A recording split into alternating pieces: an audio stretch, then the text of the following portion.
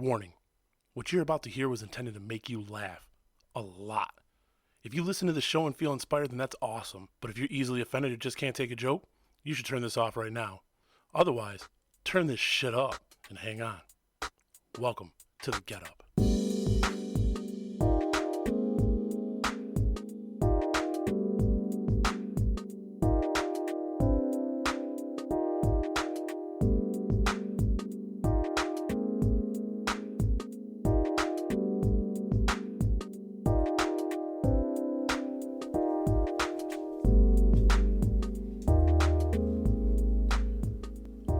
All right, welcome to another episode of The Get Up. I'm your host, JP. Today with me is JD Marshall. JD, go ahead and introduce yourself. I'm JD Marshall, the CEO and co-founder of A Mission to Love Childhood Cancer Charity, along with the founder of our fundraising events, Comedy for Cancer. So, give me the backstory. So, first of all, who are you?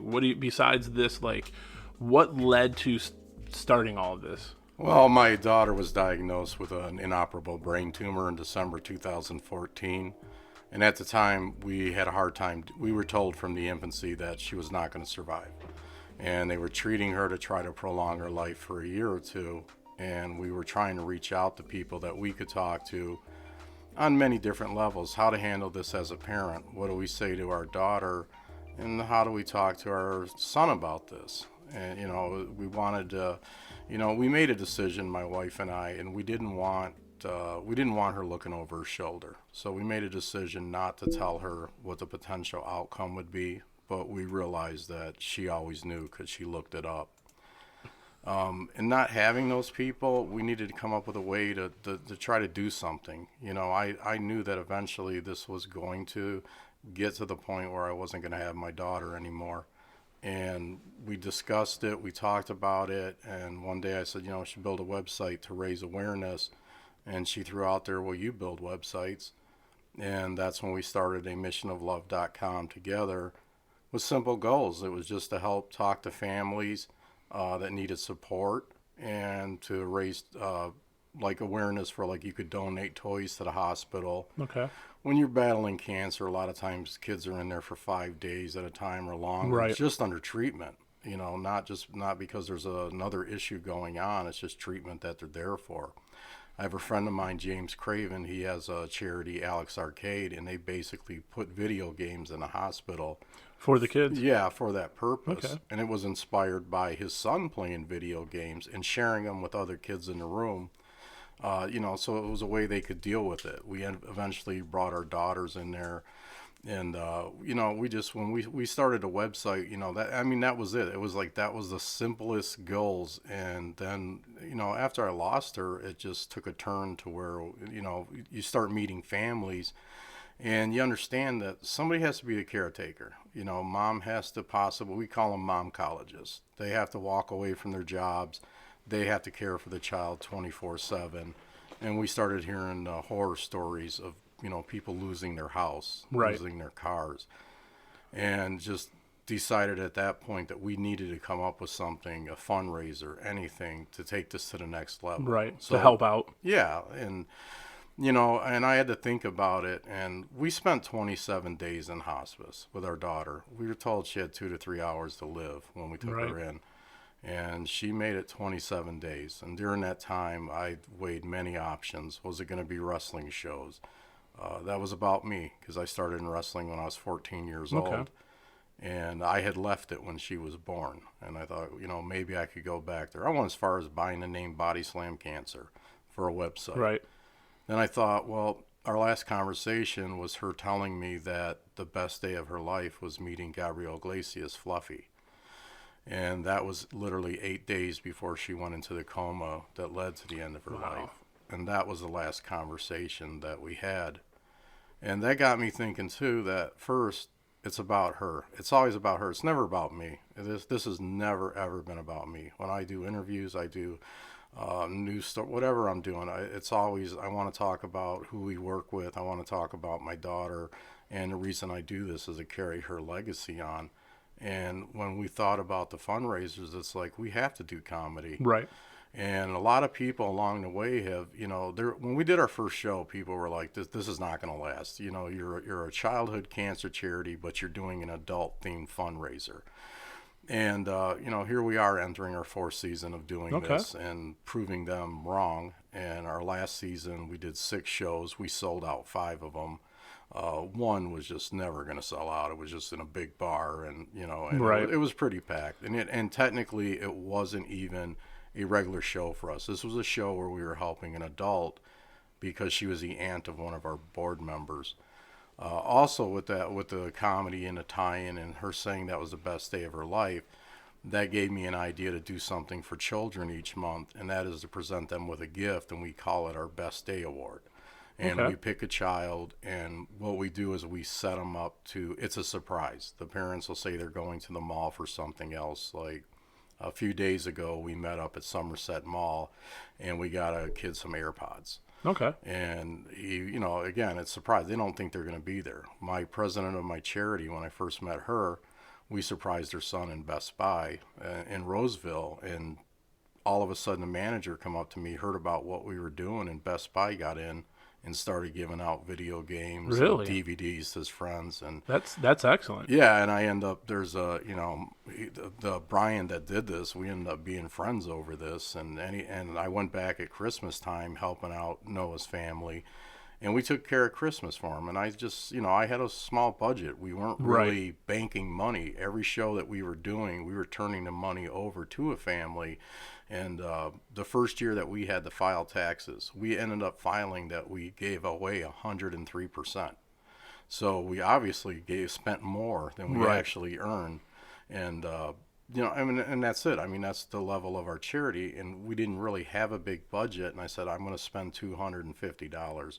He took the list out of my hand. It ended up being $500, and by the time he was done with discounts, he got it down to like $248. So from getting some big gifts for Noah and his brother, we turned it into basically taking care of their whole Christmas list. Wow. Wow. And it was, and it's awesome along the way that people, they want to help out. They want to be part of it. Right. And I tell all my board members, I'm like, the most rewarding thing you'll ever do is surprise a child with a gift. To see the look on their face at the most serious time of their life, that you can walk up to them and just, they don't know you.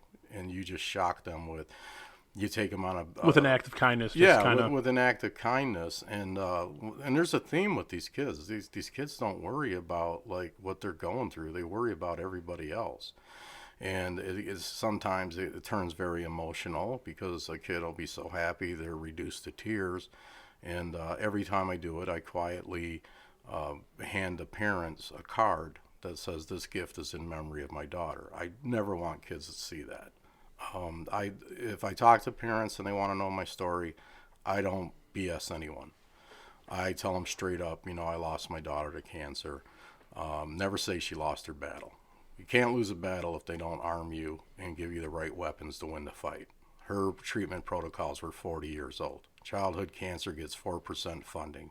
After advertising, there's only 2.9% left to go into research.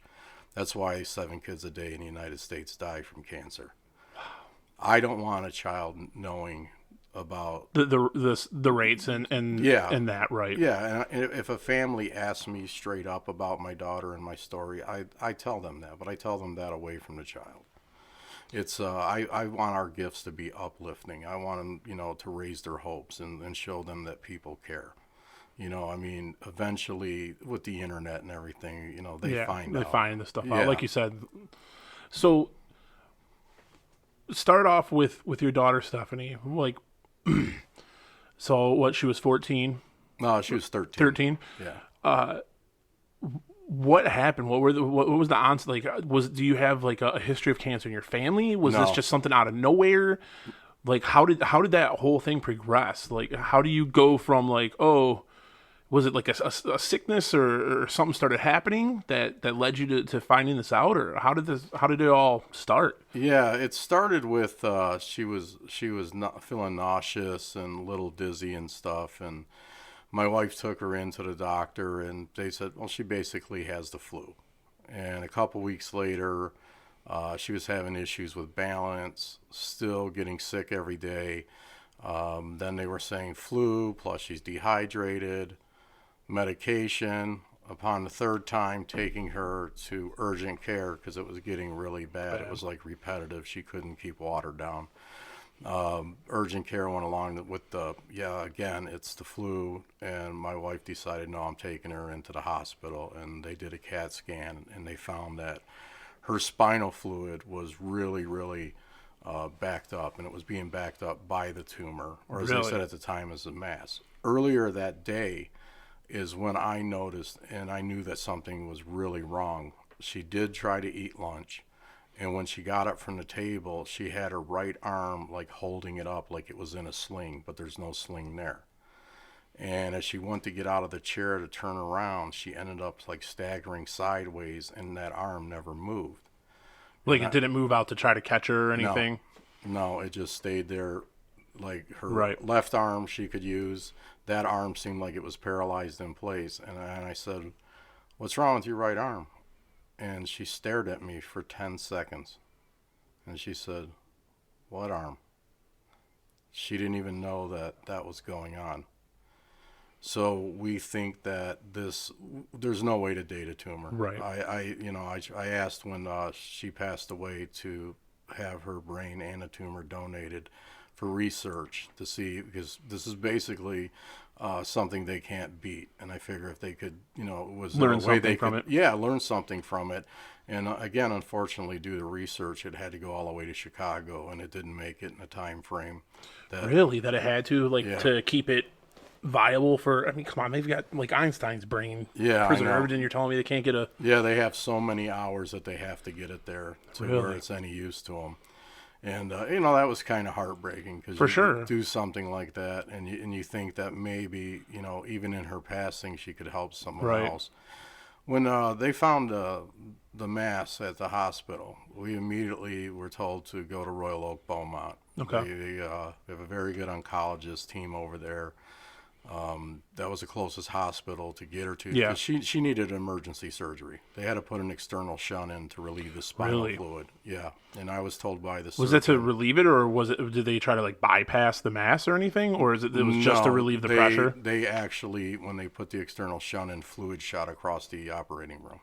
That's how bad it was backed up. Wow. And that's what was causing the physical Right. problems. And as we found out after the surgery and she came to, that all of a sudden everything was fine. Like her arm was fine. She wasn't feeling nauseous.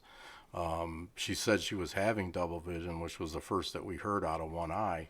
And she said at that point everything was fine. And then she went in to have a little bit later, a few days later, she had an internal shunt put in. And basically this was just going to take the fluid and reroute it. Right, so that was bypassing the mass. That's when they did it as the bypass. And then they did they had to check the tumor itself to see what it was. And they did, and we were told it was 32 years from when I found my father dead. We were basically told that my daughter wasn't going to survive, that they had the results, and they were still going to go through with 40-some radiation treatments, oral chemo, and and again, I'm going to beat this like a dead horse. It's because of the lack of research and the lack of funding. When my daughter passed, she had a full script of chemo pills left. I called the oncologist. I should say my wife talked to her and said, "What should we do with these?" She asked if she could have them because there's kids out there that can't afford chemo, and that just to me it's unacceptable. And when once we heard just I go back to that day just being paralyzed myself when I heard the news. Right. It's like, and then coming home and going down in the basement and just hiding and crying about it. Yeah. And and just like, what am I going to tell her? What am I going to say? And that's when we decided that we weren't. She was a child that just loved life. She loved everybody. If she was here right now doing this podcast, she would instantly be your friend. I mean, that's the kind of person she was.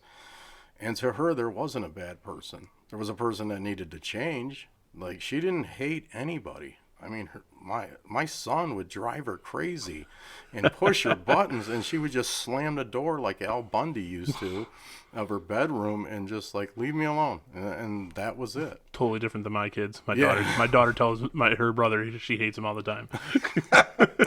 All the time. Oh man, but that's I mean that's like every parent's fear, right? Is something like that is going to happen.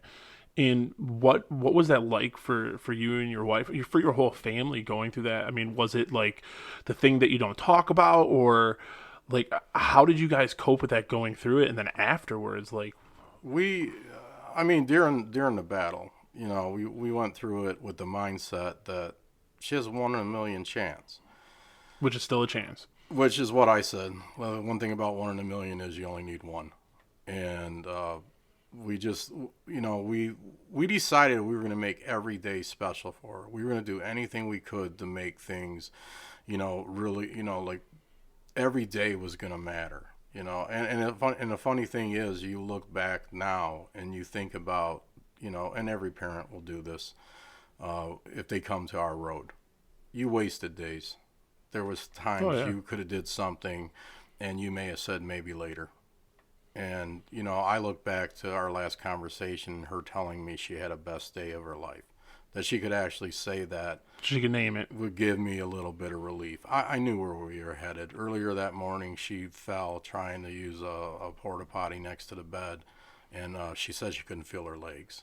And I knew at that point this was it. We were heading towards... it was going to be any time. And that was, like you said, how do you deal with it? Right. We put her in our bedroom. My daughter and I watched TV together every night. We hung out together. I didn't have a man cave. I had a daddy-daughter cave. I built her a desk in her room. I got her a laptop. And so she didn't need to come downstairs and have to use my computer and stuff. And so she could have privacy, because I know she liked to watch music videos and comedy videos. And I built that for her, and her first words were, "Does that mean I can't come downstairs?" And wow, I said, almost like she felt like she was being and I was like, "Wow, you're going to make me cry for the second time today?" She's like, "When did you cry earlier?" I said, "Well, I had tears built up when I said we put this all together, and I thought you weren't going to come downstairs anymore." Now, do you find in your experiences now, having dealt with many families that go through this, is that something that you see? Is that it becomes like the I don't want to say dirty little secret, but like kind of because it's hard for the family to deal with it, that they do kind of compartmentalize the person to their room or something? Do you feel like that happens? No. In your experiences? No.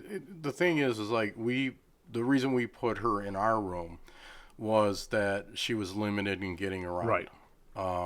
She had, and this was, now I think about it, it was actually a longer stretch than when she had because when she had the external shunt, she was actually sent home with that. And at that point, she was having trouble walking. So when she was sent home with an external shunt like that, like, was it something that you had to constantly clean? Like, no. The fluid would come out, or how? No. And the thing was, when they did the internal, that actually worked better, because she was able to get up and walk. We were told, like, when she had the internal shunt done, she was going to have to go to physical therapy to learn to walk again. Right. And you think about that, you're a father, you're looking at your 13-year-old daughter, and they're trying to get you to help with it, and you're like stunned. You're shocked that I can imagine. And I got to turn to the therapist and say, no offense, but I'm watching my 13-year-old daughter learn how to walk again. I'm like, I'm trying to take this in and trying to do what I can. And a day after she came home they told us, like, it's probably going to be 2 weeks of therapy before she'll walk. And I went to get her lunch, and I turned around the day after she comes home. She's standing right behind me. I'm like, "How'd you get here?" And she's like, "I walked, you dummy." Now again, like I said, she didn't hate anybody, but she had a free pass. Like, if you can make me laugh, and this is anybody. I don't even have to know you. If you can burn me and make me laugh, we're probably going to be friends. And that's what's awesome about, having friends that are comedians. I actually went into the hospital last year, and it was for hip pain. It was the ER, and everybody, your wife will be next to the bed, like on Facebook, checking in to Beaumont, blah, blah, blah. And then I have to post post on there. It's it's not a big deal. It's hip pain. Yeah. I should be out of here. You're soon. getting old when you get hip pain. Yeah, exactly. That's when you know you have arrived at being old. And the thing that's awesome about doing the comedy shows is having friends that are comedians, because my whole timeline's blown up with "You're in my thoughts and prayers." You're in my thoughts and prayers. And then it gets to one of the comedians, and it's just something. Paolo Buziani, and it's basically a YouTube video of Arnold Schwarzenegger going, "It's a flesh wound, walk it off, you pussy," and it's not a tumor. Yeah, stop whining. and I started getting messages from people like, "How dare he?" And I'm like, "How dare he? We're all laughing in the ER right now. Right. Even the doctor's getting a kick out of it." Like, I'm not gonna stop playing this. It's like that's why it's so fun to have friends like that and to do stuff like this. But yeah, we every family deals with their situation differently. From what I've noticed, there's a one pattern I don't like, and I hope this, I don't want any child to have cancer. Any interview I do, they're like, "When are you going to stop doing this?" I'm like, "When they don't need us anymore." And and I hope that day truly comes. I don't want any more people joining our club, and that the club is being the angel of a parent. But there's a thing that I've seen, and if you're in this situation, and I hope anybody that's listening, if they're a father, get involved, be a part of it. Putting it all on the mom. So that's a pattern that you do see? It's a terrible pattern. It's a pattern that at end of life becomes end of marriage. What do you think leads to that? I think it's the way. I think a lot of it's the upbringing. It's the the hard ass dad that's like, "You don't cry, you're a man. You got to hold your emotions in." Well, what's the easiest way to not get emotional is to check out. Right. You check out and you put your head in the sand and you go to work. Granted, yes, you have to keep a roof over your family's head. You have to keep food on the table. But it gives you that chance to not have to acknowledge it. Right. Right. To be away from it, out of sight, out of mind. Yeah, out of sight, out of mind. And I see that a lot. And a lot of times I'm asked to talk to the father, on my role. I can't, and that's kind of hard to do because everybody's relationship is different. I was in hospice having guilt because my daughter spent most of her life with me, and she hung out with me. I mean, to the point, like, I say it all the time. If you got the website open, you scroll down, you see a picture of Anthony Mulcahy from Travel Channel's Hotel Impossible. He did 9 seasons. She watched that show with me. I reached out to him. He's right there. Yeah, this guy. Yeah. I've seen him. I reached out to him via text message, and he instantly shot her a selfie while he was on location. Really? Yeah. So how does that go? I mean, not to get off topic, but that you bring up an interesting point. So, like, reaching out to a celebrity and stuff, oftentimes that can be difficult, right? Trying to get a hold. Sometimes you got to go through their PR teams and stuff like that. Yeah, so sometimes you get blessed that, like in Anthony's case, he has an open DM on Twitter, and you tell him the story, and he's doing it, one, for the father, and the second part is this is even a girl's a fan of his show. Right. And, followed by that was a few days later was a picture autographed from him and a letter that he sat down and wrote. Really? And yeah, and that's cool because that's like above and beyond. It could have stopped just at that picture, right? He could have sent a text message. He could have sent, a DM. He could have just sent anything and said, okay, I did my part. And instead he sent this letter, and that letter was part of the inspiration for her. She's like, "Anthony helps people. He just doesn't help hotels." And the tagline of our site, "Passion Changes Everything," was at the end of the letter that he wrote her. Oh, and okay. I mean, instantly we framed that. Gabrielle Iglesias, it was a few days, it was Black Friday, I believe. When she was diagnosed, we reached out to their team at the shop and said, "Listen, we're buying stuff. We're not asking for nothing. Right. We're not asking something for nothing. I bought this DVD. I bought, I forgot everything that I bought, but it was like a package deal that they had on the site." I said, "Is there any way that, Fluffy can sign it?" And he said, "Well, Fluffy's on tour. He'll be in a few days. We can have him sign it. Do know that that's going to, forget the shipping time when you check out. We're now going to hold your order and have Gabrielle sign it." And so we ended up getting it like the following week. Not only did he come in and sign it, he insisted it be overnighted. And again, another picture, Right. autograph, personalized items, and the wall that she could see in front of her was starting to become this, Cake Boss Buddy Velastro, these pictures and autographs and everything. And the relationship with Fluffy never ended because we took her to the Fox Theater. We'd already bought the tickets. We couldn't take her to VIP because she was in a wheelchair at this point. And we reached out to Fluffy's team. We tried the Fox Theater, didn't work. Didn't work? We tried agents, didn't work. So went back to the old way. And between my wife and I, we finally came up with a direct number for his personal manager. Asked about, look, whatever it costs, we'll pay. We already bought tickets for their show. Again, we're not asking for Right. anything. And, and they said, okay, so they called us back and they said, we're going to, set you up. You'll just go to will call and there'll be 3 VIP passes and you come in.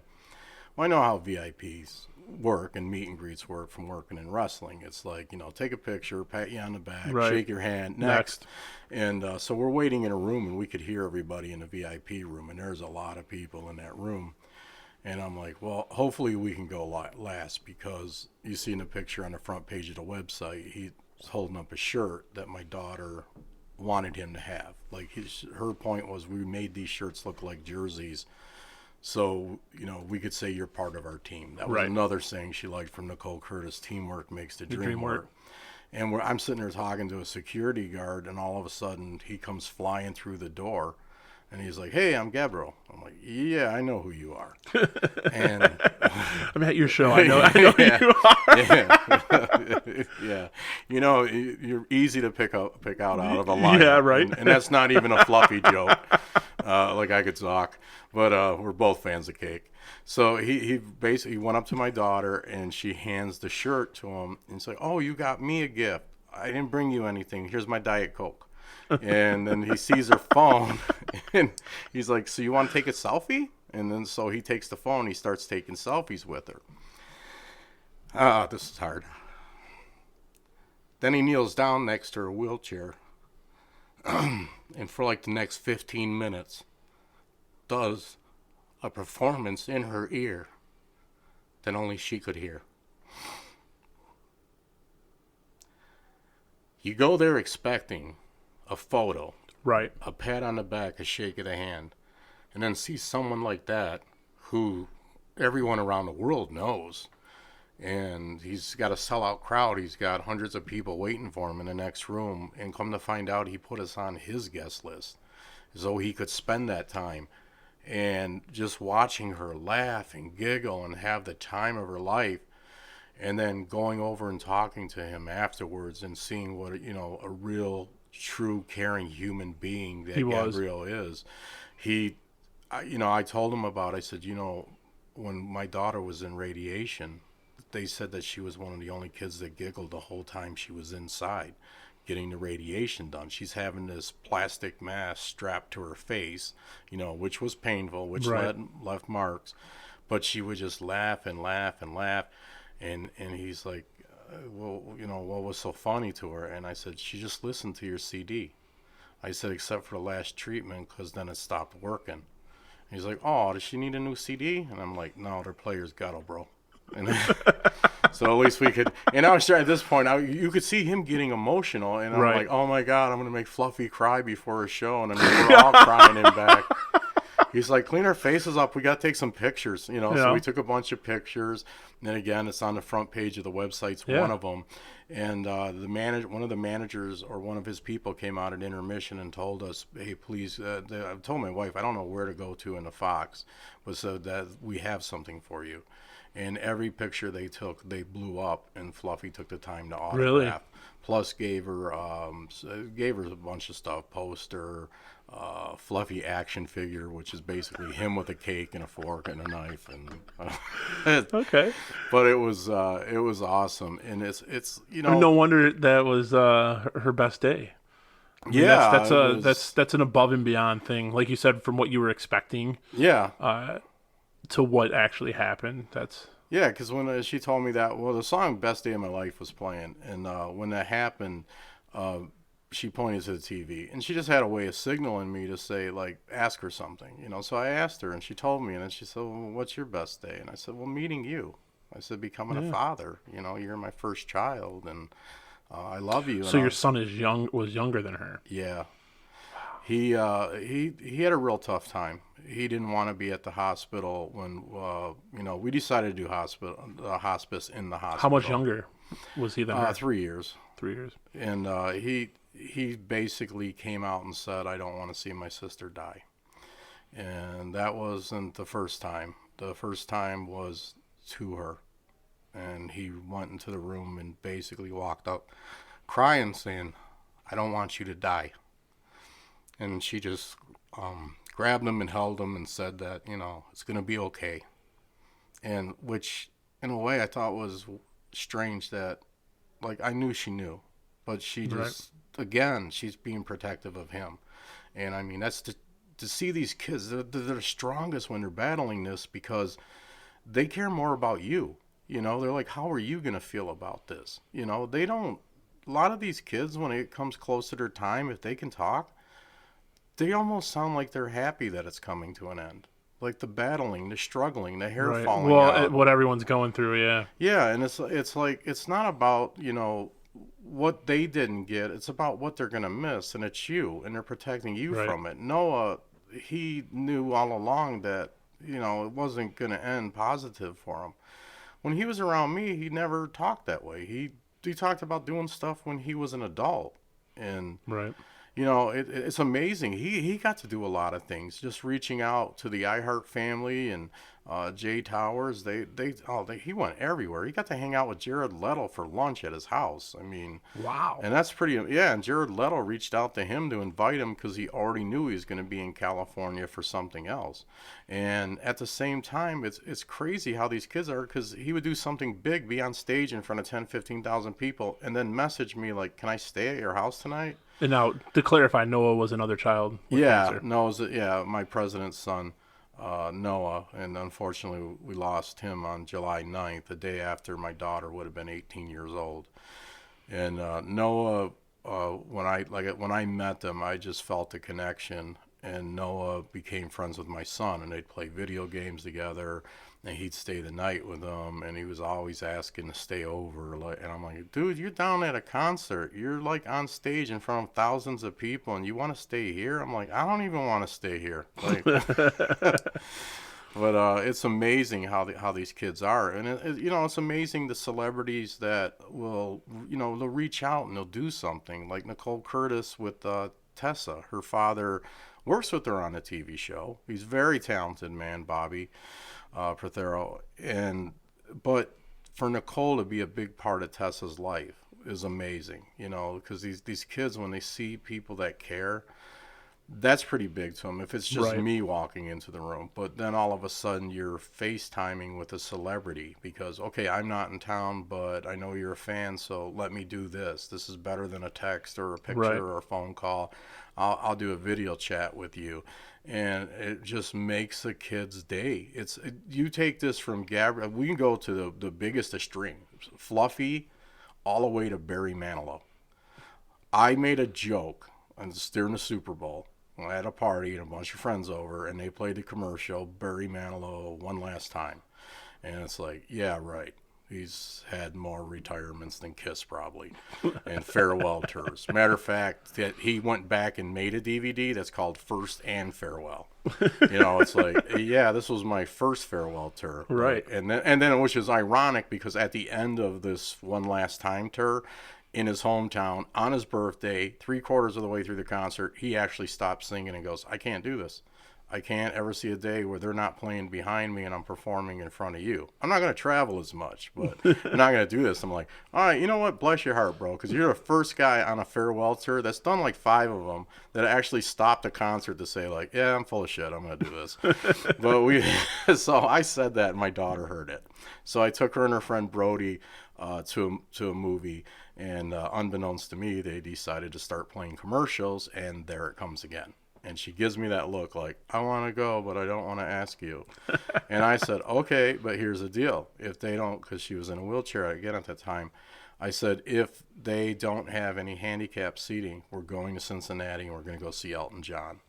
And she just liked Elton John because I was watching it. And Right. again, she's hanging out downstairs.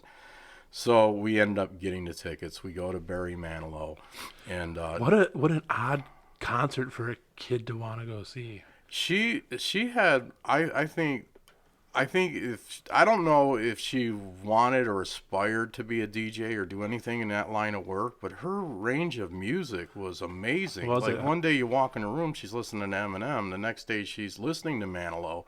She's listening to Billy Joe. Her first concert at 7 years old, she's like, "Dad, I want to go to a concert," and I'm like, "Oh God, it's gonna be Bieber. I know it. It's gonna be Bieber."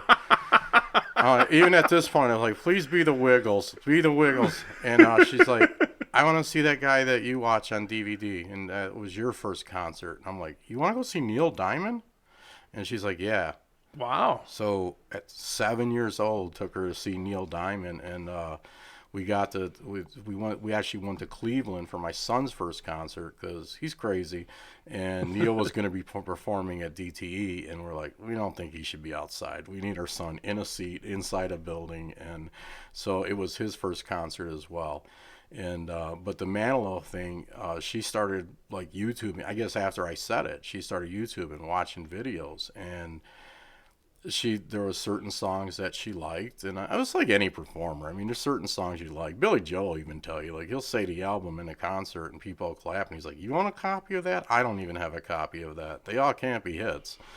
And he has this song that's it's called "I Am Your Child." Manilow does. And I look down and I see this 70, 80-year-old woman with her daughter. And during the songs, as soon as the song starts, the daughter grabs her mom. My daughter grabbed me around the neck and pulled me in for a hug and took a selfie. And I got that picture locked in my phone somewhere, and it's uploaded online so I don't use it. So we even got the Manilow glow sticks. And if you don't know, if you go to Barry Manilow, you get free glow sticks, and you're supposed to wave them during certain songs. Whatever. But I wanted to throw them, but as soon as I decided, her best friend Brody went with us, and I'm like, I'm coaching him up. I'm like, I already know how the concert ends. He does a reprise of "It's a Miracle." He goes 3, 2, 1, then confetti explodes. Right? I go, that's when you want to throw the glow stick. So, and there's a reason I tell this, because this comes back to something.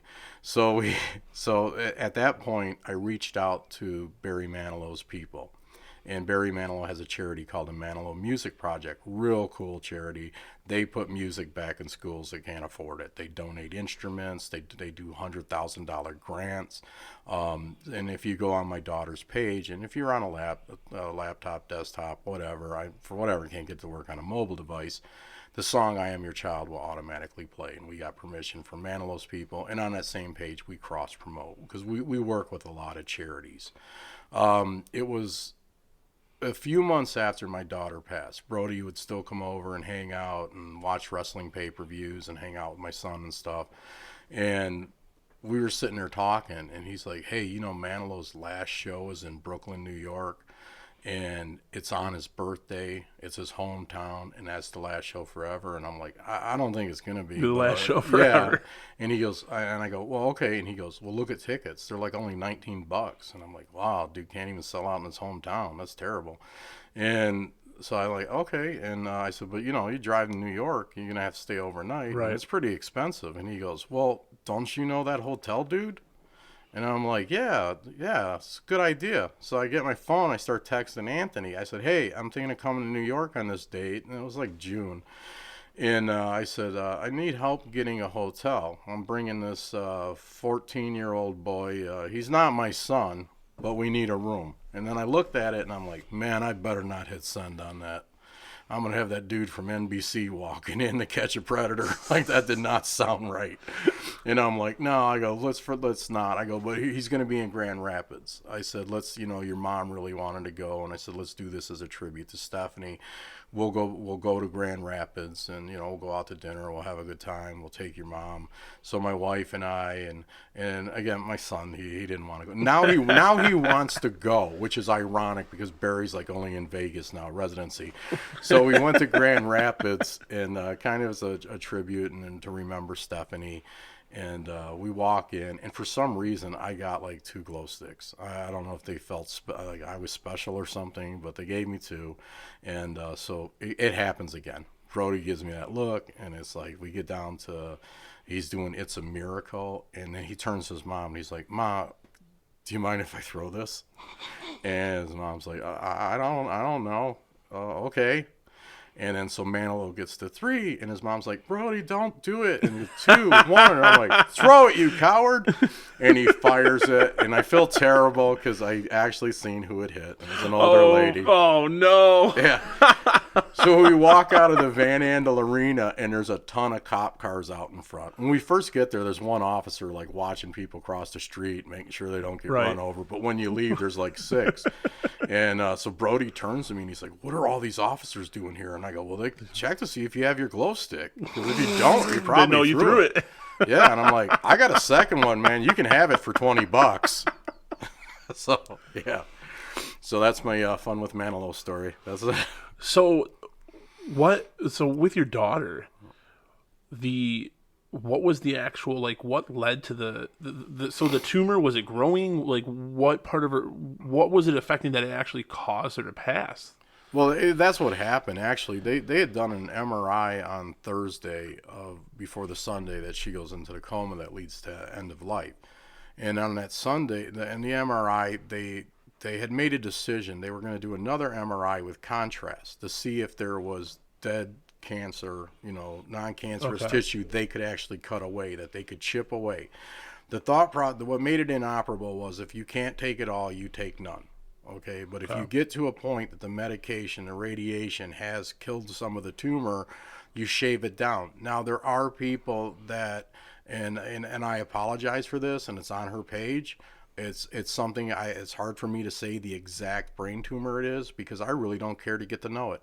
I just know that it took my daughter's life, and that it has a very low survival rate. I mean, there's worse ones. I mean, there's ones where they know they're like there's extending life for a year or 2. It's not going to happen. Right. It's months, and it's sad. And I see it all the time where these kids, they don't get any time at all, and they totally change. That's the purpose of the picture on the website. You see my daughter pre-diagnosis, and you see her 8 days before she goes into 27 days of hospice. That's what treatment for cancer does to you. You loses your hair. When her hair started growing back, she has blonde hair. Her hair was growing back black and gray.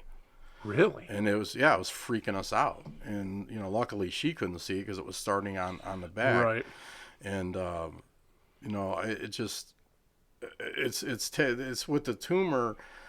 Like I said, they thought when they did the MRI, they seen a spot they could cut down, and they said, well, we can't do the contrast, we can't do all this stuff because everything else is going on. It's going to affect her kidneys. We have to wait till Monday. They didn't come out and say there was growth.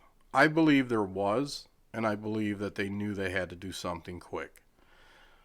Sunday, when this all went down, she basically was complaining of head pain. Like, again, I said she was basically paralyzed. She couldn't use her legs when she fell. Like, we had to lift her up. And then she got to the point that she kept saying her head hurt worse. It hurt worse. She was taking Vicodin. We had cold packs on her forehead, trying to help do anything we could. When I get to the end of this, it's amazing she wasn't screaming. But we talked to her oncologist, like, get her to the hospital, and we got her there, and we get her up to the pediatric unit. They rush her right down to a CAT scan. It's on the actual CAT scan table where she has a massive seizure, and she's out.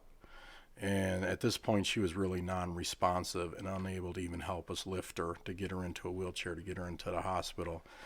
We were told to go upstairs, and within 10 minutes, her oncologist called, and I put it on speakerphone, and they told us to go into another room, to walk away from her and my son and everybody else that had come down to the hospital at that point. And we went into another room, and the oncologist called, and she says, interns are on their way up. I don't want you to hear it from them. We're here. This is it. She's got 2 to 3 hours.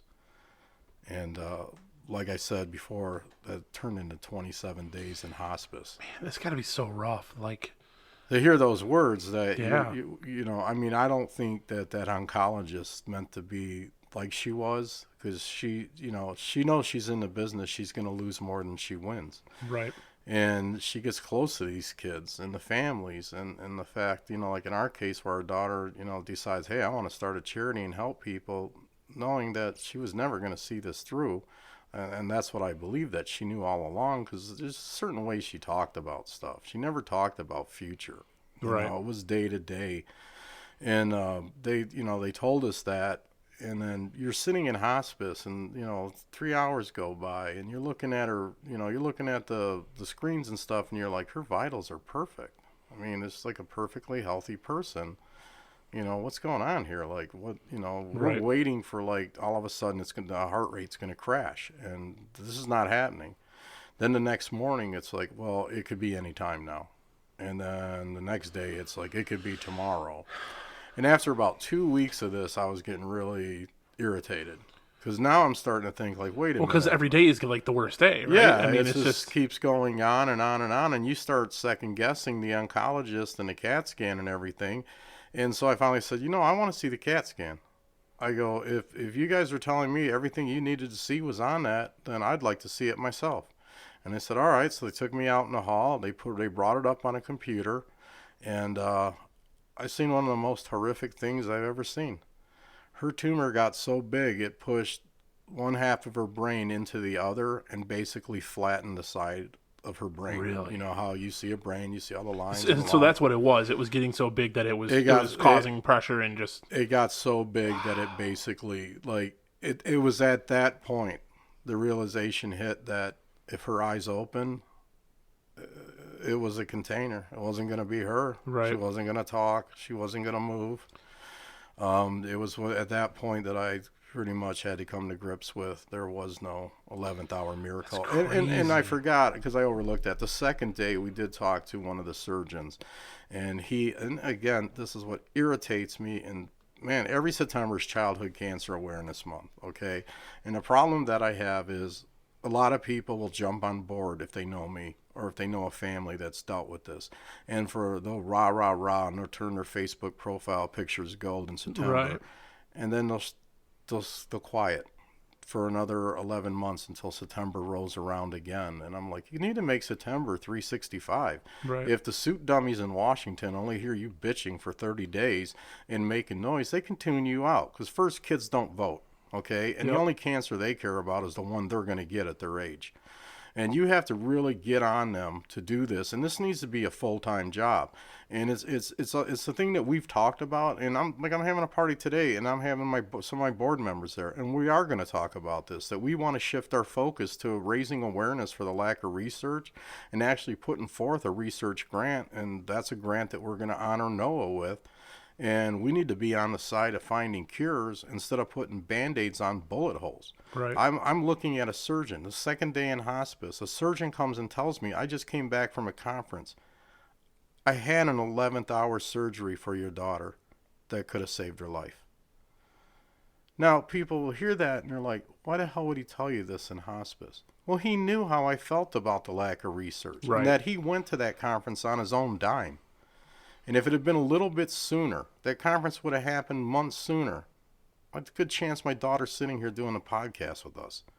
And you got to live with that the rest of your life. That you knew there was an option out there, but because of lack of funding, and they have to go out and they have to make their own groups to do this, it just astonishes me that there's not a bigger, outcry of this. Right. President George Bush Sr. lost a child to childhood cancer. Ironically, everybody I know that's dealt with childhood cancer personally had no idea. He had a chance to have a voice, and he didn't. And that's what I always say. I say to parents all the time when they say, look, I want to be part of what you do. I want to join you guys. I want to come with you. And I said, well, first off, you need to take time for yourself. You just went through the most horrific part of your life. And I can tell you, after over 4 years of this, it doesn't change. I turned 50 on Monday. I didn't care. I really didn't care. I mean, I'm having a party today, and what I tell people to bring toys for kids. I don't make anything about me. Since I lost my daughter, I lost a big part of my heart. Yeah. Father's Day, it's, you always remember. I'm holding Noah's hand at 8 o'clock in hospice on the day my daughter should have been 18 years old, and selfishly praying that, not now, Noah, not today. I can't Right. have two incidents in one day, because I'll never forget the days. I don't forget the day she passed away. I remember how she looked. It's as clear as day. It's something that anything will trigger it. A song, a comedian. We went and seen Brad Williams Sunday, and fantastic comedian. Please, I know a lot of people see him and they think that's what his show is because how can I put it nice? How he's built. Right. And Brad is a tremendous guy. We hope to work with in the future. And just him talking about his father battling cancer and his anger towards cancer. And it's a thing that brings people together. But the problem that we have is this: we do a childhood cancer rally. Who shows up? Childhood cancer families or Right. friends of childhood cancer families. I can't get the person that's never been impacted at this to want to raise the awareness. And if you're just a small group, you're not going to get change. You're not. The president has the power to put more money towards research. I'm not knocking a hospital. I'm not going to get you in, on your podcast. I remember CM Punk getting sued on Colt Cabana's podcast, and Colt getting sued too because it was his podcast. But, there's a lot of times that there's money that goes to research to some facilities. And again, they're using it for advertising. They're Right. putting the kids they're doing commercials with these kids that have no hair to touch your heart, to get you to send money. But what they don't tell you is you could send them $100,000. Them kids are getting 4% of that. And part of it's going to go towards those commercials Right. you're watching. I think if that was made more clear, it would change people's outlook on this. And we tried to do something a couple years ago, and I don't understand this. As being the owner of a charity, co-founder of it, where the attitude is like, you're rivals. We're Michigan and Ohio State. Why? Why should it be one versus all when we can Right. be all versus one? We try to do a website, September365.com. We reached out to every childhood cancer charity we could think of. And we're like, hey, let's come together. Let's make some noise Right. all year long. Let's do rallies all year long. Let's do this. And at the end of the day, you got two charities responding. That are on board. Yeah, Or, and then one comes out and basically tells you to your face that, hey, we've worked hard enough to be this big, that we now have paid positions on our board. And I'm like, so that's why you do it? For a paycheck? Because that's not why we do it. right. They weren't even as far as they, and again, I don't care. At the end of the day, if I come up with an idea, so when we did these comedy shows and we started it, so they basically stole it and then barely changed the name and did one event, and it bombed. And I'm not happy that it bombed. I should be, because, you took something of mine and you did it. And somebody talked to you in confidence and basically told you how it was structured, and you took the ball and ran with it. You could have came to me. You could have emailed me. You could have sent me a Facebook message. I would have told you how to do it. I'd have helped you do it, because you're doing it for the right reasons. But Right. these attitudes about, like it's a business to some people. It's not to us. It never is, and it never will be. So what was that like? I looked at starting a nonprofit a long time ago, so I know there's lots of stuff that you have to go through to get the Yeah. actual. What is it? 103 or 403C? Is it 103? 501c3. 501c3. Right. The to get that designation and stuff, and including having a board and Yeah. all that.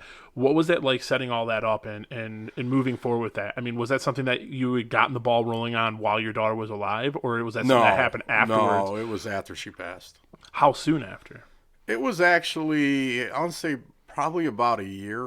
Okay. Because I know, like you said, some parents are like right afterwards, oh, I want to get on board. And to me, that would seem like that's just keeping them busy, like trying to cope with what they just went I'll through. be the first to admit I made a tremendous mistake. I gave my first gift out 2 weeks after my daughter passed, and I hit the ground running. And it was my goal to start a charity, and I knew that I needed to raise money to do this.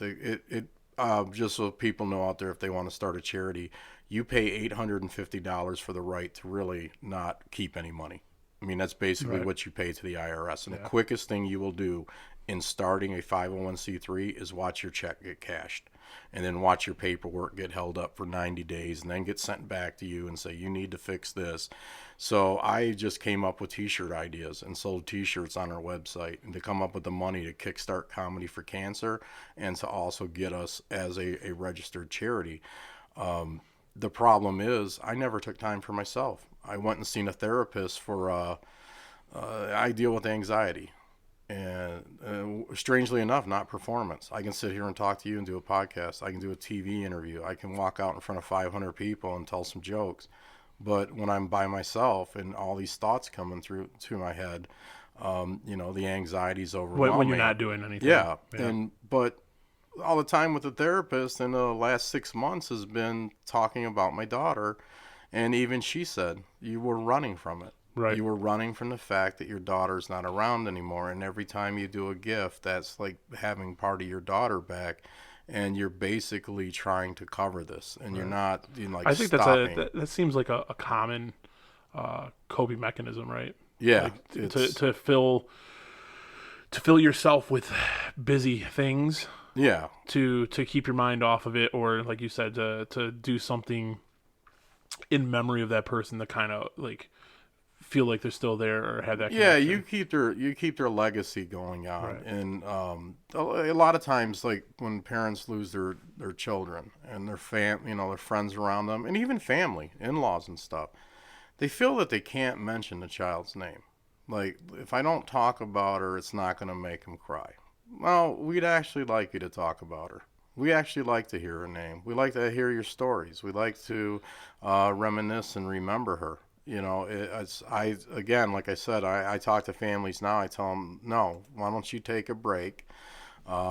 Tessa's family, I think they went on the road for like a month, like a vacation, just their family. And so when I heard that, I thought, man, that's the best thing you can do. There's no distractions. Right. There's nobody.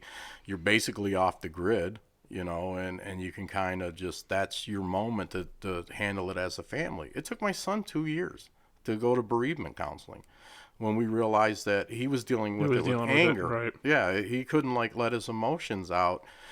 And it's again, but his situation was because he has ADHD, OCD. I think everybody has OCD. I think like right now, if I move something on this beautiful table, that you would just immediately. I'll tell you pull it what, back. right now, your microphone's bothering me Why? because it looks a little too high up out of the shock mount. So I would like this whole time I've been staring at it, just like once he's gone, I'm gonna fix that. That's what I No, said. because Everybody- there's certain things that like trigger everyone for sure. Yeah, and so he was in a class that basically, that's funny, because you bring that up to somebody and they'll be like, yeah, I do have OCD moments, it's like, I do it with websites. I won't do it with my daughters because she's seen it, but other websites I'll help friends and stuff. It takes me forever because I'll keep changing colors and stuff, and people walk by like, that looks really good, and I'm like, no, it needs a not good different enough. shade of gold, it's like, dude, just finish it already, get over it. But he was in a special class, and when kids, and I don't get this, the kids that were in the class had emotional problems too. So when they cried, the teacher would immediately rush them out of the classroom and send them to the office. So the message you're sending to the other kids is, it's not okay to cry. Right. And so when he went back to school, he had to keep his emotions in It's almost check. like being ashamed. Yeah. Right? Like Yeah, you're shamed into... that you showed your vulnerability, and I think that's, unfortunately, I think that's a lot of society. There's a lot of like, oh, be more in touch with your feelings, but still, especially as kids, showing that moment of not necessarily weakness, but that's how it's looked at, right? Yeah. And especially like when I grew up, and probably when you grew up too, it was even more so. I think it's a little more acceptable now, but yeah, that's oh, look at you crying over there.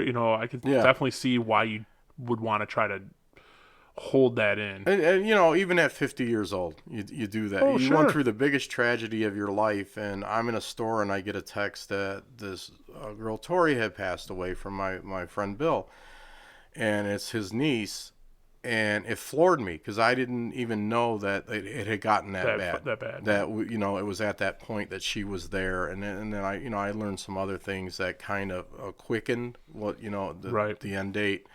And as soon as I seen the text, I bolted for my wife. I went down an aisle and I just lost it. And because I obviously I get attached to some of these Right. families that we work with. A lot of us do. And it's I mean, the worst part of what I do is when you have to go to somebody else. You have to go to a child's funeral. Because basically the first thing that happens is you see a resemblance of your daughter, like I did with Tori. Tori was Right. she was getting ready to go to college and become a nurse, and she wanted to help kids. And just for her to get leukemia a third time and never get to live out her hopes and dreams. And I didn't know that I had made some, members of the family cry, but I had made a post on Facebook that was built with anger and sadness, and basically saying that I was getting sick of this, and then people will say, well, Right. she's in a better place. No, the better place would be, at home or Right. wherever she needed to be, surrounded by her loved ones, living out all her hopes and dreams. Of course, yes, if you pass away, you believe in heaven, you go there. I say it that way, okay? I do. All right, and I Yeah. don't get into religious conversations because they're like a pissing contest between two skunks. There's no winner, there's no losers, but you both stink in the end. And Good way of looking at it. I learned that from Jim Cornette. He told me that because I asked him to do an interview one time on a hotline. I don't know if you remember those days, the old phone Oh, hotlines. phone That everybody, hotlines? yeah. Sure. But We used and to have phone party lines. oh yeah, the party lines. Yeah, I'm gonna meet a girl on here. But But my son, he's opened up with his emotions. It didn't even take him long in counseling. Like I came home yesterday from the funeral home to see Tori and pay my respects and talk to the family. And he could tell, like it was bothering me. Right. And he just came up and he's like, "How you doing? Are you okay? Are you gonna be okay?" And I'm like, "Well, I'm never gonna be okay with this. I'm like, I don't, to do this. I mean."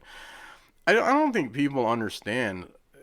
You take just me, and this is nothing in members of my board, because everybody on my board was part of our president's son's life, and they were all impacted. They were all there. They were, the police that got involved. They are now two of the officers Thomas, Officer Klein. They are going to become board members, which we have to turn in here really soon, our updated list.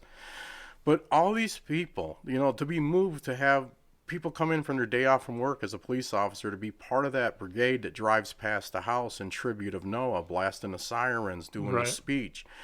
We get really engaged with these families, and but if you think about it, even though we are one of in the top 0.5% of the charities nationwide, basically meaning that we give away so much of what we earn that Right. we've actually, like I said, I should be able to run for president. I suck at business. How do I give 103% away? Can I count? Oh yeah, I figured it out because we have change at our comedy shows, but we Right. end up throwing it all in the same envelope, and it's like, Yeah. so where's the 300 and change? The family's got it. And it's like, well, I can't ask for that back, Right. So, Yeah. but you think about it like, but we are still at the same time we're small. We're a very small charity. We limited in funds and what we can do. Right. But the fact of the matter is, at the end of the day, myself and the board members, even more myself, because sometimes I work directly with families, 7 kids since June have passed away. If you think this is when you hear people say childhood And that's cancer, just like the families that you've worked with. yeah, that's directly knowing them, being in direct contact via a gift, mentoring, whatever.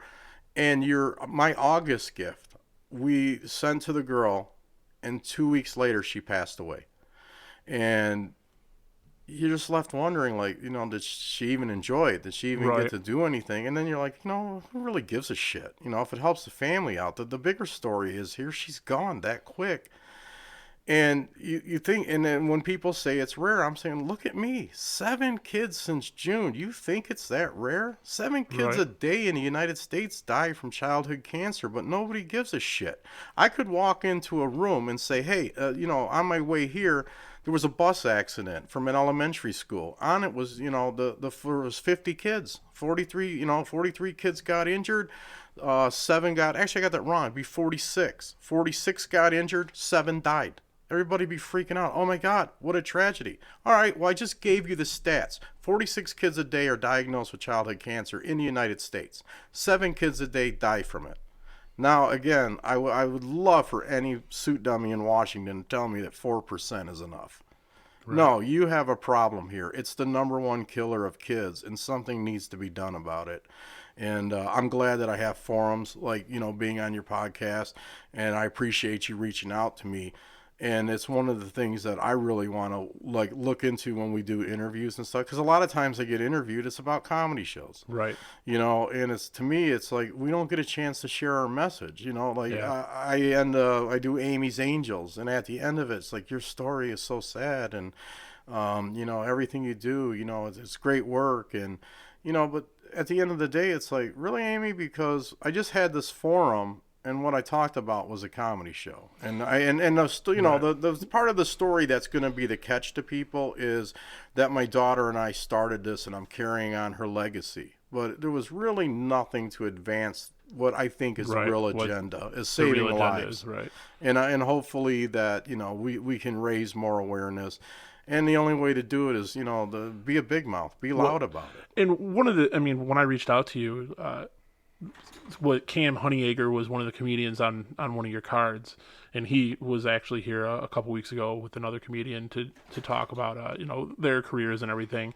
But cancer is something that's like real close to my family. Actually, in my mom's side of the family, almost every one of my aunts and uncles, my grandparents, have all had some form of lower body cancer. So like to the point where there's some kind of test you can do to look for like the genetic markers that normally you have to pay a bunch of money for, but because so many people in my family have had it, my aunt's a nurse, and she's like, we could actually get that testing done for free. Yeah. So, I joke about it, and comedy is, I think, a really good way to deal with stuff, right? And a lot of the function of comedy is taking those things that hurt us or scare us or that we don't like talking about and finding a way to laugh at it. That's why I love comedy, and it annoys me to a point with like the PC culture and like, oh, you can't make jokes about this, but it's a way of dealing with it, with coping with it and having a good moment. Right. Like you said, your daughter is getting a CAT scan and she's got a crazy plastic mask strapped to her face and in some kind of pain, but she's laughing because of laughing during radiation, right, listening to a CD of Gabriel So for me, like, that was more like, wow, this is a cool way to go at it, right? Like the comedy and stuff, and like you said, it's a more adult oriented shows but that's how you do it, right? The kids, like you said, kids can't vote, kids don't got jobs, they can't help towards a cause. Yeah. They can speak about their stories and stuff like that and help out, but we've only done one show where we basically said you really need to be 18 to come. If you're a parent and you bring your 13-year-old to our show, it's happened. I don't think our shows are that dirty. I have a no C word rule. Okay. But I'm never gonna like neuter a comic and right. say, well, you can't say the F word or you can't swear. Because ironically enough, I've been asked to do a show at University of Michigan for a fraternity that they have to do like community service. So I basically booked the show, but they have to do all the work to promote right. it, sell the tickets. And they did write me about content, hey, since it's on campus, can it not be dirty? And it's like, well, it can be, but that show's going to suck, especially when the crowd's like 20-somethings, It's like, I didn't come here to see the Wiggles. Right. And what you were talking about is that was our goal. It was to laugh to keep from crying. People know of Jim Gaffigan. He's a very, very funny comedian. And I found out about Jim Gaffigan the third week we were in hospice. A male nurse at Beaumont was seeing me open up on Netflix 3-4 o'clock in the morning, couldn't sleep. My wife had fallen asleep in a chair. We had an extra bed in the room. And I'm just sitting on it, and I'm looking at Netflix, and he goes, do you ever see that? And she points to Jim Gaffigan. I think it was Mr. Universe. And I watched it, and I just couldn't stop laughing. I just thought, man, this man's hilarious. A genius. And then one time I was watching it, and my son had walked by, and he got lured in, and he's sitting there, and then all of a sudden Jim Gaffigan makes a cancer joke. And my son turns and looks at me, and I've had friends that have seen Gaffigan. I've been around him, and he's made a cancer joke, and they turn and look at me like for my reaction.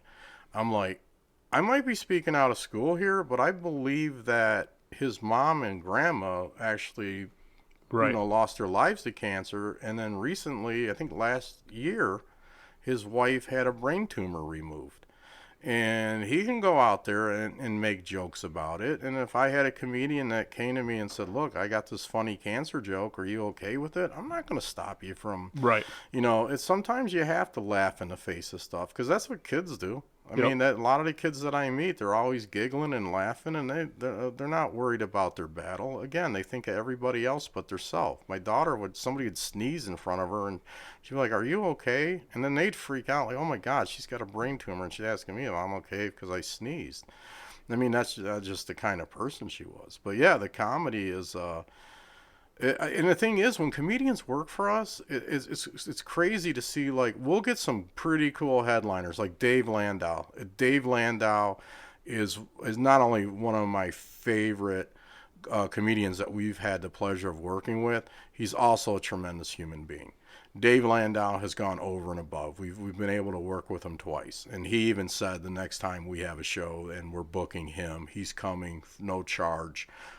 Every comedian that works for us either volunteers or they give us a tremendous discount Discount. on, and we take them on prime nights. I know we do. Right. We take them on Saturday nights, and I feel, in a way I feel bad about that, but realistically that's your best night to draw.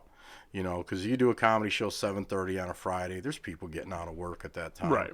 But and then what's neat about it is, like you said, you had comedians on your podcast, is the way that they network. You do Oh a yeah. show like we had a couple comedians on one of the last shows I did. Next thing I know from them, I have 10 comedians reaching out to me about getting on future shows. Like I talked to Lewis and he was at your show and he said he had a really good time and he felt really good because he was helping out a family and we want to be part of this. And I'm like, well, Lewis is awesome because he got the whole crowd doing an F cancer chant, which I thought was totally impossible because I kind of took a look out in the crowd and I'm like, ooh, a little bit of different demo than normal tonight. Right. There's a lot of older people, and older people tend to have sticks up their butts, and oh my God, you said a dirty word. And he gets the whole building doing this F cancer chant. I'm like, I'm bringing that dude back because, and again, Right. we have like merchandise for Comedy for Cancer, and we have a show coming up on November 2nd. I don't know if you mind me plugging it. No, that's fine. It's comedy number 4 cancer.com to get the information. We'll be at the Hot Rock Sports Bar and Music Cafe on Hoover and Warren. Where there's 6 comedians on the show. And, it's just when you come out to these events, it's you're doing something good for charity. But you have the time of your life, And for me, I've made relation to the fact that I go and see these comedians perform somewhere else. Like I give back to that community. It's Right. like I will buy a ticket to your show. When you're wrapped up working in your show, at your show, you don't really get to see your show. I Right. kind of always listen though, like, okay, Yeah, you are hear- they you hear- liking it? yeah. It's or did we cross the line there? I don't think we've crossed that line yet. We did kind of because we had Mike Stanley on, and I love Mike Stanley. We've been with us a couple times. He actually did our 18 and older show, and it was called Dear Cancer F Off, and I'm cleaning it up. And April 11th, don't have to. and April 11th, the 17th. Oh, okay. This is uncensored. Oh, awesome! I didn't know that. Yeah, I did say you said pussy earlier. Yeah. So, with the F word, you're lying. No, So, well, that's where I was going with it was our merchandise, and our Right. merchandise basically has a theme. Like we have a custom kid. We didn't steal Calvin. We actually have it copyrighted, pissing on the word cancer. We have fuck cancer T-shirts, and then we had a show called Dear Cancer Fuck Off. And then April 11th, we'll be doing Dear Cancer Fuck Off too, and that is on the 5th. We will hit the stage, the exact moment, 5 years from when I lost my daughter. That's how I cope with it. I celebrate her life. I don't mourn the passing. And I get to go out there and see people wearing these T-shirts. And it's awesome when you're in a store and you see somebody from a show wearing a Dear Cancer Fuck Off shirt, a Fuck Cancer shirt, or your wife's wearing it and somebody yells across the store, awesome shirt. Right. And it's like, I wish, and there's a charity out there that's actually called that. Well, it's funny that you say that. I have a friend actually that came on the show too, that has a clothing company, and they have a store in Ferndale, but they just released a fuck cancer hat with their like signature teddy bear that they Oh, did use on they? their clothing, and they just released a hat Do you over the know? week. You need to hook me up with them because I have an Yeah, idea for a shirt that I think. Do they make shirts? Is that what yeah, they do? yeah. Okay. They do all their clothing. Yeah. If you see on the logo the teddy bear, you said Yep. they use a teddy bear. Yeah. Yep. That's there's a real cool story behind that teddy bear. It's and I'll try to get you a picture of it because it freaks everybody out when they see it. And I didn't even know this was a thing back when we were in hospice, but like they'll do memory boxes and they'll put Okay. stuff together. And one of the things they do is they'll capture the child's handprint. Oh, okay, I see it. Yeah. Yeah. When they released it, it was the I mean, like you said, a teddy bear, but they Oh, okay. Yeah, they did it for breast cancer awareness with the pink. yep. That's nice. See, something like you wear that and that draws the eyes to it. I like stuff like that. The bear logo is they did for my wife and I think they only did 2 plates, but then they did like 10 on paper, and they basically took my daughter's handprint. And they asked me what color plate I wanted, blue, so they knew exactly which plate was given to me. When the child life team at Royal Oak Beaumont got them done, they came in the room and they gave them to my wife, and I forgot who else was there, and they were kind of handing out some of the pictures on paper of the handprint, and then they had her name on it, and she waited till last to come to me, and she goes, "This is strange, but I don't know if you," she's like, "I don't know if you believe in messages." She goes, "This one is yours. We know it's yours. Look closely at it and tell me what you see." I go, "In the middle of her hand is a teddy bear." Really. She goes, "Now look at the rest of them." That image doesn't appear in the rest of them. And I have that on her memory shelf downstairs. And it's as crazy as it is. Because so then when I say that, people will be like, "So your logo is, because of that." Right. No, I had a company make that logo. I didn't like the logos I was making. A friend of mine knew a company that does stuff like that. And the lady put that together in like a half hour, and she sent it to me, and she goes, "Are you okay with the teddy bear with the ribbon?" And I told her the story. She started crying. She's like, I was moved to use a teddy bear in your logo. I don't know why I did." And I said, I think it was a sign for us to work at Beaumont because they give out these little teddy bears. Okay. And these Beaumont bears to all the kids there. My daughter had a couple of them.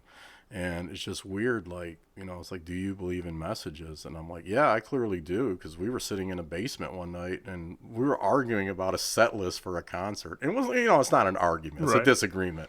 If you're like, "Oh, he yells at his wife." No, I don't. And now he's still in Gaffigan's alter ego voice. No, Yeah.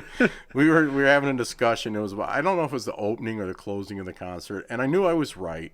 And she, yeah, a lot of guys are sitting at home like, "Yeah, right, you're saying it there. You don't have the balls to say it at home." So I said, and so while this is going on, the plate literally comes off the shelf and lands right in front of us and breaks on the floor to the point that it could be put back together. You can see, like, thin cracks in Right. it, but it was like instantly my wife's like, "You're right." That's a sign. She just threw the plate at me. And I go, "I think it was to get us to stop arguing about something so stupid." Like we had to, this was like a few months ago, how long we have been together. She keeps telling people 19 years. I'm like, "No, we've been together 20 years. And I told my friend about this, and like he would know this, and he goes, "You're right, but is it really worth like going over? Like, don't you have anything better to do?" And I go, "No, I need to win this." Because now she's convinced her family that this is not true. I said, I think it's because she's been so secretive because, like, she's trying to hide the fact that Stephanie technically was at her wedding. She didn't require a chair, Right. hint, hint. She was in a belly. All right, my wife was pregnant. And so we got married. But so I said to her, I said, "Okay, June, your birthday, you are going to be 41 years old. What happened at the bar on your 21st birthday, if there's anything you can remember?" She goes, there's anything. "After your wrestling show at the IMA, I was supposed to drive us all back to the hotel from after the after show party. And I said, you didn't? Why? She goes, because I got drunk. I thought the Long Island iced teas were iced teas. And I'm like, okay. And you realize that was your 21st birthday. She's like, yeah. And I go, you're going to be 41. We were already dating before that. I go, can you do math? Oh, God. I was at your 21st birthday party as your boyfriend, and we had already been dating. And she's like, oh, yeah, you're right. And then she's like, and I go, I think it's because you're trying to hide the fact, but this is when they hear our daughter's age, how long you've been married. People, Right. at least I don't know why people do that math. It's like, because it's a funny thing is, because I have a friend of mine that's an officer, and he's very religious, and I won't mention his name's Pete, and that he works in the city of Warren. And it's like, he's like super religious. And so somebody swears around him, which is funny because he's a police officer. It's like awkward for him. And he's one of those, like, he'll tell you his beliefs, and it's like, we didn't have premarital sex. And, Right. It's like, you wait till you get married. And again, I don't argue religion. I understand somebody might be listening to this and like, this guy's an ass. But, I said, well, I look at it differently. Pete, what kind of car do you have? When you got that car, did you road test it? Did you make sure it fit good? It ran well? Right. And most importantly, made you happy? I'll tell you what, I am a firm believer of you need to live with someone before you get married. And being compatible sexually, sure, because that can be a huge part of your relationship and the connection that you have. But man, like, it scares me so bad when people are like, oh, we're waiting to move in together and stuff. Look, I used to do deliveries for 10 years. So did I. And I delivered to people that were like super professionals, and their houses smelled like cat piss, and there was stuff everywhere. But on the outside, looking at the person, you would have never guessed that's how they lived. No. And that you don't get a sense of someone who someone really is until you see how they live. Exactly. And that's a key thing. And like, if you don't know that, because it's easy, like, hey, you're gonna come over tonight to clean up everything, right? Like, it's easy to do that part. It's like the unexpected drop by where you might get the real glimpse. You just created a whole new podcast, like, to come back and like fix relationships. Like, you just nailed it. Like, because when you date someone, right, it's the best part of you. You're putting your best effort forward. Yeah, for sure. you're gonna either be wearing your church clothes or court clothes, basically your best clothes, and you're gonna show her like, hey, I actually shaved today and I took a shower and look, I smell nice. I just didn't spray Axe on me. Because I've had somebody ask me that before, like, I hate the way Axe smells, and I'm like, I wear it, and I go, but you smell nice. I go, oh, I shower too. Right. That's the key to make Axe every smell. Time you see your girlfriend, she's dressed all nice and everything. Right, got the makeup done. You don't get to see that morning no makeup, hair sweats, disheveled. and Exactly. Sweats. Okay, yeah, that's when you get into double digits in your marriage. You just basically you're mailing it in. No more makeup. The minute you're going out, it's like back to dating. Oh, look, again. since I started doing the video for this third season, it's I've had to start being like, oh, I gotta actually put like decent clothes on, because before I'd be like just in shorts and a shirt. Actually, it's funny. Yesterday, JC Dropshot, he does fishing videos on Lake St. Clair, and he's a rep for lure companies and stuff. He goes and does sales all over Michigan. It's really cool. Yeah. He built this whole like camper thing out of the back of his truck. Oh, cool. Because it's cheaper than going to hotels. So he just goes and stays at campgrounds most nights. And he posted a picture just the other day from when we did the podcast. And you see, like, I'm in shorts, like, you see my feet and everything. I was like, what a great picture of my feet, So it's definitely something, like you said, you're putting your best image forward and stuff. And, right. Yeah, when you're dating, you do that. When you live together, you just basically, you're done. Oh, yeah. Like, and then like you said, that is true. I used to do deliveries too. Yeah. And you would look at the house and you're like, oh my God, it's a mansion. I would I've love been in to have a mansions house that were trashed. Yeah, and they open the door, and you're like, oh my God, it's a horror show. Yeah. My house might be a dumpster fire from the outside, but man, on the inside, we do the best to keep it clean. Right. And there's two levels of clean, by the way, when you're married north of 10 years, okay? There's the clean that you're used to, and it's acceptable to both of you. And then there's like the, oh shit, we have people coming over kind of clean. Yeah. Where you clean everything. Like, oh, I guess I'll clean the window ledge that I've never cleaned. Like, oh, my girlfriend, we've been together 11 years, and she would be like, I can't believe you have people come down in this basement. I can't believe like eventually we want to build rooms, a room over there for all the crafting stuff, and then a room just for this so I can do a little more sound work. And you know, for the time being, she's like, I can't believe people come down here. Oh your basement is the same as mine. Like, people are like, aren't you ever going to put a drop ceiling in? And then I just use this bullshit excuse. I'm like, I have really tall friends. Yeah. And they like bang their head off the I can't do a drop ceiling here. No, you're too tall for it. Yeah, you can't. No. And I actually like to look like my basement is not finished except for like there's carpeting, you know, and we painted the wall. Yeah, we're gonna eventually drywall. Yeah, it's that's like all my plugs are up in light fixtures and crap. Like that's the only outlet that's near like being on a wall. I got another one over there, and everything else, and all these cords running from my ceilings. And it's funny ridiculous. Because I had Bobby from Rehab Addict talk about like in our show last April, we were out at Sweetwater in Waterford, which I think we broke the record for attendance there, and we did so good that it got sold to a church. So I don't know if that ties into like, well, we can't top this. We'll turn it into a church. And I thought it was funny because their service sucked. Like it was, the whole board was like, we're not going back there. You know, that's our name on the building. And no matter how good the comedy show is, if you can't, it takes 3 hours for you to get a hamburger, you know, that's a problem. Yeah. And it's like, at any minute you're waiting for John Taffer to bust through the door to rescue the place. And so I'm like, all right, we'll do it, you know, under the terms we can talk to the owner. And so we reached out to the guy that was the promoter of it, and I told him our details, and he's like, no, it's too late. We got sold to a church. And I go, you probably have the staff for that. No, or a staff that needs to go to church. But we went outside during the show, and Bobby says to me, he's like, listen, I'm going on vacation soon. Call me Monday. You know, I think it was a Friday night show. He says, I will come over. I will measure your basement. We will drywall it. We will get it done. Now, dude, at that time, I was looking to just get an office. And I'm like, he's going to be so happy when he comes over here. And then I drank and totally forgot to call him. And it's like, and my friend's like, I'll come over and like, how come that TV guy hasn't done your basement yet? And it's like, because I haven't called him.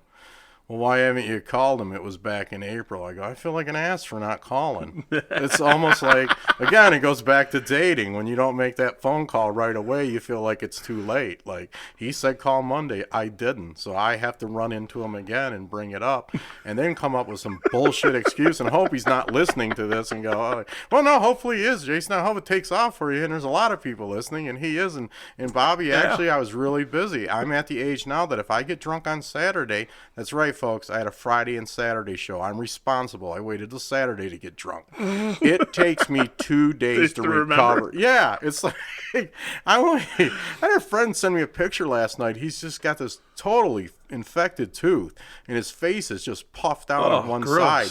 And I'm like, can I borrow that to send it to this reporter that I have to do this interview with over the phone tomorrow? Like, I mean, on Monday. I go, because I'm going to be hungover. Like, I'm having a party this afternoon, and I know it's just going to go off the rails. Probably because I bought a lot of Fireball. Yeah, you should definitely come to the April 11th show. We get to run the bar, and we should not run a bar. Yeah, we do like $3 beers, $1 Fireball. And it literally, we had a chick leave the last show that we did there from last season. And our seasons run from September to April, and we take the summer off because we live in Michigan, and nobody wants to be indoors. You know, you get 28 days of nice weather, and you want to enjoy it. And so we're watching this girl leaving, and I'm like, oh my God, we literally have to like walk like we're Secret Service on each side of her, and we're like bumper pads for her. Like if you ever played bumper pool, so she could bounce off of us and hit the wall. And then I turn around, and one of my board members like, we have to rethink the $1 Fireball. Oh, yeah. I'm like, I don't think so. I mean, she's having fun. She won't in the morning. I mean, or she eats something on the way home. Right. Oh, it's 3:00. I have one bad decision left. Here I come, Denny's. You know, it's like, Again, I stole that from Gaffigan. It's like, Like he's got good stuff, yeah, he does have good and I stuff. love how he does the audience view. Like, oh my god, did he just say that? It's so weird. You know what I think that is? Because I was talking to a friend of mine about this, and he kind of thinks this too. His wife writes with him. Yeah. And we almost think that voice is his wife. Like, you know, like, you shouldn't have done that. You know, like, she's distancing herself from the joke because she gets credits in every episode written by Jim and Jeannie Gaffigan. And I think that's like his voice. Like, she wasn't happy about this one. I'll use this voice, you know? Well, I mean, I do that. I got a voice for my girlfriend. Yeah. My friends at work, they're like, we're gonna tell her what you say she sounds like. Yeah. Well, it's funny because I used to do a lot of voice impersonation, and a local wrestler, Jamie Cox, he's got this distinctive voice. He's like, he talks like this. He's like, yeah, fire up. And it's funny because, like, when we get together and you reach that point that you know you're buzzed, I will start talking to him like him, and he doesn't pick up on it. He's like, oh, yeah, hey, JDZ, you don't want another beer? I'm like, yeah, give me one, bro. Fire up. And the last time we drank together, he got really trashed, and I had to actually be that hero that holds his head up while he's getting sick. And my son's sitting there looking at me like I'm a rock star. And then I help him out to the car with his fiancée at the time. They're now married. And my son turns to me, and he goes, wait. You guys drank the same amount, but look at him. He passed out. Then he got sick. You helped him out. And I know someone that 1-2 beers in. Yeah. Like, he's not drunk, but his speech is the first thing that goes. Yeah. Automatically. 1 to 2 beers, and he's slurring.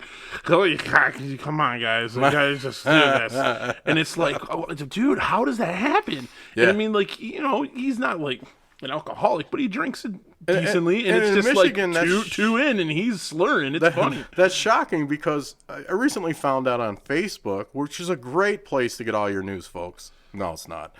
But this one was a study, and I guess we are the second state with the highest tolerance for beer. Like, we can drink the most beer. I think it has anything to do with, like, the craft beer movement and stuff. There's a lot of craft beers that come out of Michigan. I was thinking that, or the Lions, you know, something along that line. Like, it's the only way you can drinking away the Lions. Yeah, you know, after 3, you know, when it was 2-0-1, it's like, you know, you lose all your preseason games, that means you win the Super Bowl. Yeah. It's like, no, it don't. It means you suck. And then now all of a sudden there's no more talk about undefeated or Super Bowl. It's like, you know, now it's like, we'll get them next year.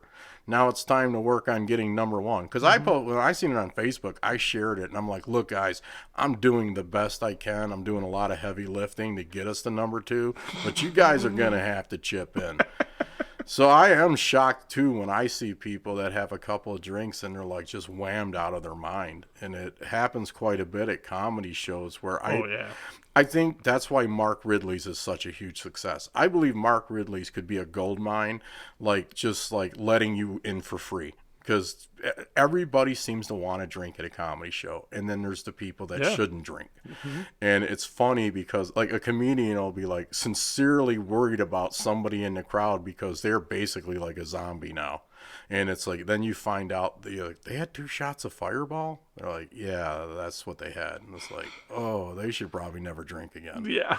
You know, it's like, I know a few people that are coming over to my house this afternoon, and I get Fireball. I get the gallon jug because I'm not an idiot. Yeah, I got a couple friends that love Fireball. Speaking of that, that's an hour and a half. Really? So I know you have to get going. That's awesome. Yeah, that was an hour. It flies by. Yeah. It really does. We got to do this again. We should do a whole comedy angle. For sure. I am... Go ahead and plug your websites, everything. amissionoflove.com and comedy, the number 4, cancer.com. And November 2nd, we'll be at Hot Rock Sports Bar in Warren. Same thing on January 25th with a 30-person comedy rumble. We'll have 30 comedians. And then April 11th, we'll be at Sterling Heights at the UAW 228 Hall, 17 in Mound for Deer Cancer F-Off 2. And we got a fundraiser next week at Ashby's on Van Dyke and Utica. It's a trunk or treat. Bring out the family, bring out the kids, get some candy, buy some ice cream. It all goes to a great cause. Awesome. Excellent. Well, JD, I appreciate you coming over and sharing your story. That's really what I try to get, Thanks for having me. Oh, I yeah, appreciate it. no problem. And I enjoyed the conversation. Thanks for opening up. It was real moving. I know that's tough to go through and to talk about. And like you said, usually you're talking about the events that you're putting on and not really the backstory as much. So I appreciate you sharing that. And the fact that we saved some relationships. We've accomplished a lot Key point, today. right? Yeah. Well, thanks again for listening to The Get Up.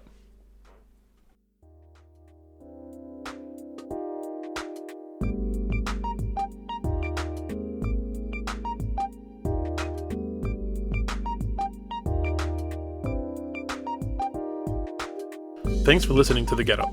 Make sure to check out thegetupshow.com for more information on this episode's guests. While you're there, check out other episodes, leave a comment, or if you'd like to be a guest on a future episode, shoot an email to contact@thegetupshow.com. Don't forget to follow, like, and share on Facebook at The Get Up Show Podcast. Follow on Instagram and Twitter at The Get Up Show, and subscribe to The Get Up YouTube channel. The Get Up is available on iTunes, Spotify, Stitcher Radio, Google Play Music, YouTube, and anywhere you listen to your favorite podcasts.